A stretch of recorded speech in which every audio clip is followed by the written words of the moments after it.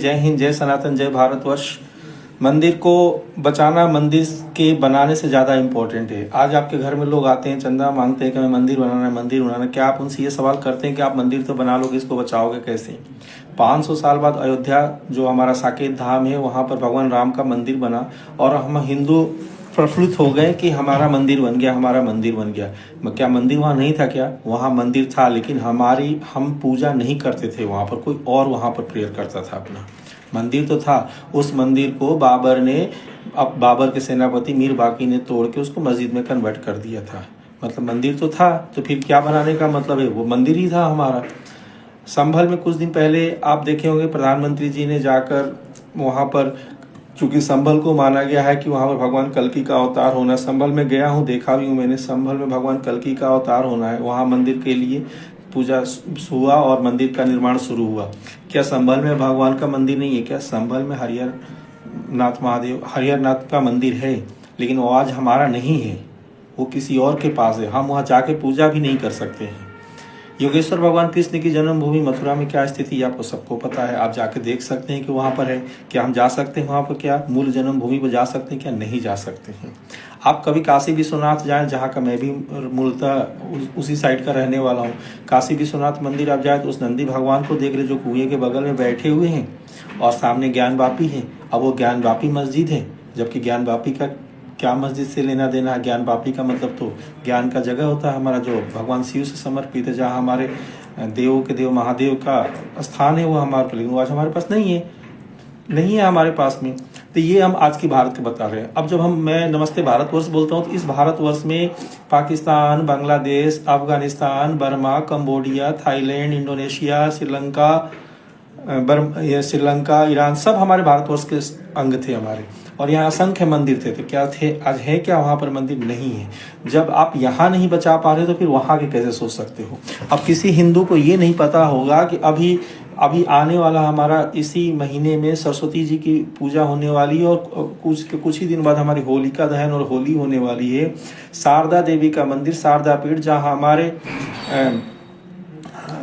आदि गुरु शंकराचार्य जी ने भी पूजा की। तो वह शारदा पीठ है क्या? नहीं है, खंडहर बना हुआ है।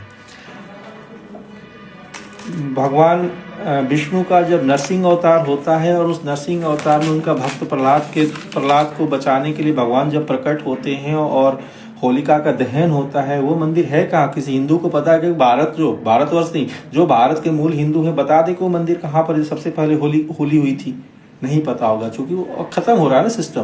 पाकिस्तान के मुल्तान में, प्रहलादपुरी में वो मंदिर है, लेकिन आज वो खंडहर के रूप में है वहाँ पर, जहाँ सबसे पहले होली हुई थी।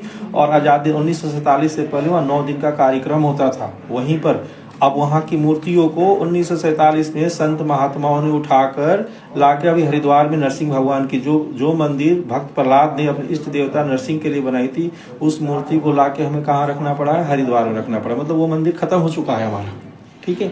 ढाकेश्वरी मंदिर जो जिसके नाम पर बांग्लादेश की राजधानी ढाका है, वो मंदिर तो आज है, चलो किसी का मतलब ऐसा है कि वहाँ पर मंदिर तो है हमारा, लेकिन क्या मूल मूर्ति है क्या माता की? नहीं है ना। उस मूर्ति को 1947 में ढाका से लाकर हमें बाहर कोलकाता में लाया गया, और मूल मूर्ति हमारी कोलकाता में रखी हुई है। तो ये तो चलो भारतवर्ष की बात हुई है, जो हमसे कट गए। ठीक है। क्या भारत में जो जो आज का भारत है, इसमें जो मंदिर है, क्या उसको हम बचा पा रहे हैं? क्या नहीं बचा पा रहे? तो फिर मंदिर बना क्यों रहे हो? तो ये सवाल नहीं है कि आप मंदिर बनाने के लिए आ रहे हैं हमारे पास, चंदा मांग रहे हो, हम चंदा दे रहे हैं नहीं दे रहे। मंदिर तो हमारा बन गया, भगवान राम का मंदिर बन गया। भविष्य में विश्वनाथ जी भी हमारे हो जाएंगे, भविष्य में कृष्ण जन्मभूमि भी हमारी हो जाएगी, कल्कि धाम का भी हमारा हो जाएगा। लेकिन क्या ये बचेंगे? क्या नहीं बचेंगे, क्योंकि हम सनातनियों के पास विचार खत्म हो चुका है। हम नास्तिक बन रहे हैं, हम वामपंथी बन रहे हैं, हम लिबरल बनते चले जा रहे हैं। हमें अपने कल्चर को, अपने हेरिटेज को, अपने आराध्य को, हमें अपने संस्कृति को बचाना पड़ेगा हमें। और इसको बचाने के लिए हमें जो भी करना, हमें अपने परिवार में, हमें समाज में, हमें अपने बच्चों में, हमें अपने धर्म के प्रति जागरूक करना होगा कि हम ये हैं, हम सनातन हैं, हम प्रकृति हैं, हम प्रकृति पूजक हैं। ठीक है ना। तो अब मैं बात कर रहा हूँ कि जब जब इस तरह की चीज कोई आंदोलन होता कोई होता है तो बार बार उस समुदाय द्वारा प्लेसेज ऑफ वर्शिप एक्ट ला दिया जाता है। अब प्लेसेज ऑफ वर्शिप एक्ट क्या बाबा साहब ने जो संविधान लिखा था उसमें था क्या? नहीं था। जब एक पार्टी का वोट खत्म होने लगा तो उसने प्लेसेज ऑफ वर्शिप एक्ट थोप दिया हम हिंदुओं के ऊपर में। प्लेसेज ऑफ वर्शिप एक्ट 1991 में थोपा गया हमारे ऊपर। तो जब आप संविधान बदल सकते हैं तो आज जो हिंदुओं ने अपने वोट के द्वारा एक सरकार को चुना है तो क्या वो उसको खत्म नहीं कर सकते? क्या फिर नया कोई कानून नहीं ला सकते क्या जिससे हमारे मूल जो हमारे देवताओं का स्थान उसको वापस मिले? और चलो ये तो हमारे कानूनी परिधान है, क्या उस समाज के दायित्व तो नहीं है क्या जो को पता है कि उनके एविडेंस से मिलेगा जिन्होंने तोड़ा उन्होंने अपने अपने जीवनी में भी लिख रखा कि हमने तोड़ा, तो उनको उनका फर्ज नहीं बनता है क्या कि इनकी दे सके? जिस देश में 80% 82% हिंदू रहते हैं उनकी मूल भावनाओं को उनको नहीं करना चाहिए क्या? क्या ये भाईचारा निभाने का समय नहीं है क्या? आपको एक किताब में बताता हूँ, उस किताब को आप पढ़िएगा। उस किताब को आप पढ़ेंगे, मौलाना हकीम सैयद अब्दुल हई, इस्लामिक शासन के अधीन भारत। मतलब उन्होंने जो आज का, मैं भारत के बारे में बता रहा हूँ, मैं भारतवर्ष के, पाकिस्तान और बांग्लादेश कुछ नहीं बता रहा हूँ। आज का जो भारत है इसमें 1800 मंदिरों को तोड़ के उससे महल हवेली और उनके अपने पूजा स्थल बना लिया, जबकि उनके धर्म में भी ऐसा कुछ लिखा नहीं है कि दूसरे के स्थल को तोड़ के बनाओ आप पूजा को, तो कबूल नहीं होती है, फिर भी उन्होंने किया। आज के भारत में 1800, इस किताब को आप पढ़िएगा, इस्लामिक शासन के अधीन भारत में क्या क्या हुआ था। जय हिंद, जय भारत, हरे कृष्णा।